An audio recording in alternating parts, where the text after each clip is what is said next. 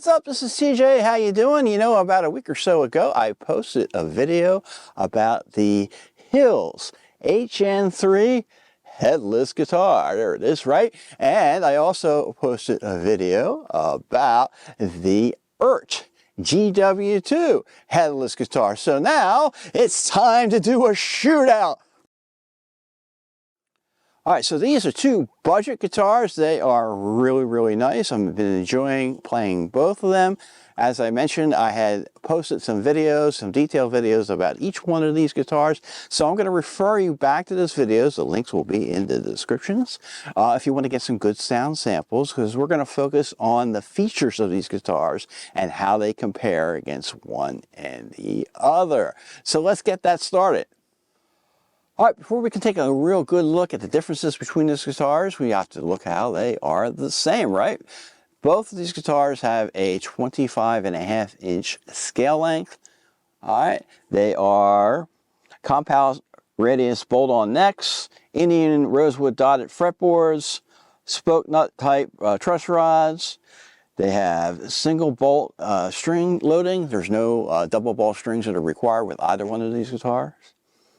They both have passive humbuckling pickups. They have single volume and tone knobs and three-way switches. For the HILS, you have a Les Paul type switch. For the EART, you have a blade type switch. So let's take a look at how these guitars differ from each other, and they absolutely are very different types of guitars, you know, other than the fact that they're headless. The point of origin, the manufacturing, for the HILS, it's made in Indonesia. For the EART, they are made in China. The wood bodies for the HILS is made of mahogany and has a number of different satin finishes, different colors. The EART is roasted paddock with a number of available burl maple veneers or the plain black. For the neck designs, the HILS is a roasted maple neck. It's narrow at the nut. My measurements, I get 41 millimeters, and a wide at the body measurement of 61 at the 24 fret. It is a C-shape, medium depth. I get 22 millimeters at the 12th fret, and it is a one-piece design, one-piece roasted maple. The EART is more of a 50s style neck, I would say. It's more chunky. It is 43 millimeters at the nut, 62 millimeters at the 24th fret. It is a UDC-shaped medium depth neck. It is a 5-piece laminated roasted maple and paddock design. So you get this nice striping on the back. And the laminated type of design often can mean it is more stable. For the pickups, the HILS are high wind humbuckling pickups. They do have a coil split that is a push-pull pot on the tone knob.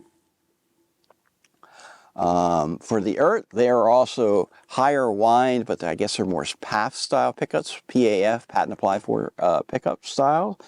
They have no coil split available.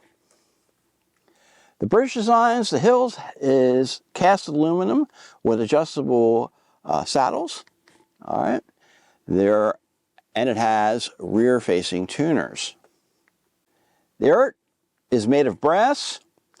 It's a custom design, has adjustable individual saddles and top-facing tuners, and it comes with a custom tuning tool that's magnetized to the bridge. For the HILS, in terms of string loading and the mounting, the ball is at the bridge and cut at the nut. For the EART, the ball is at the nut, and no cut is required to load it into the bridge. You just load it, push the string in, and you wind it in. There's no cutting that is required. All right, the weight on my scale for the HILS, I get a light weight of 4.2 pounds. The EART is quite a bit heavier at 6 pounds even. The list price for these, according to Amazon.com, for the HILS, it's $4.99, but it does come with a very nice gig bag. The EART is $3.99, but it does not come with a gig bag. There is a gig bag that is available you can buy on the EART website. It is $60. It is shipped from China, and the shipping is rather expensive. It's $80 for the shipping. All right, let's take a look at the pros and cons for these two guitars. I'm going to start out here with the HILS. The pros for this guitar is that it's very lightweight. This is the perfect travel guitar. I really think that's its strength. If you're looking for a lightweight travel guitar, this is a great one that has a full scale length, not something that's like tiny and small, so to speak. It does come with the gig bag. That's also a very big strength for it. Oh, and it also has the feet that are on the bottom. Hope you can see those. And that means you can actually just lean it up against the amp. You don't really even need a stand for it. Very, very cool. The cons, well, I kind of find that the pickups, particularly the neck pickup, is a little bit muddy. So I'm not really liking that. Its strength as it being lightweight means it does have a less than substantial feel to it. Honestly, when I played this guitar, I really liked it initially, and then I went and played some of my other guitars, and then I played this one, the EART, and then I kind of felt this one is kind of toyish per se, in that, you know, the way it feels. That's not necessarily a knock on it, it just doesn't have the same kind of substantial feel that you might get with another more traditional style of guitar. Now let's take a look at the EART. The strengths of the EART is exactly sort of the opposite. It's a heavy guitar for a headless. It's very, very substantial feel, the neck with the U shape and so forth. It just has a much more substantial type of feel to it. I actually like that a lot. And that's one thing I think is strength. I think the pickups do sound much nicer on this guitar, so that's also one thing I really do like. The other strength for it is if you like the veneers, the burl walnut veneers, there's a lot of variety with those, and it also comes in this plain black, which I tend to favor. The cons for this guitar, well, the biggest con I think for guitar is the bridge design. The tuners are not very easily used. It does have that little tool that's magnetized to it. You can use that. I worry sometimes that you're going to lose that. You can use an Allen wrench though, certainly so, but it does require an additional tool to really use effectively. Also, the ability to do palm muting on this guitar is a little bit more tricky because the strings kind of sit into the bridge a little bit. I hope you can see that. And it means you have to move your palm up onto the bridge a little further in order to get effective palm muting. It took me a little while to get used to that. Once I did, it didn't bother me that much, but it is something I noticed right away. And lastly, for the EART, it does not come with a gig bag. The available gig bag that is available on their website is a little expensive when you include the shipping.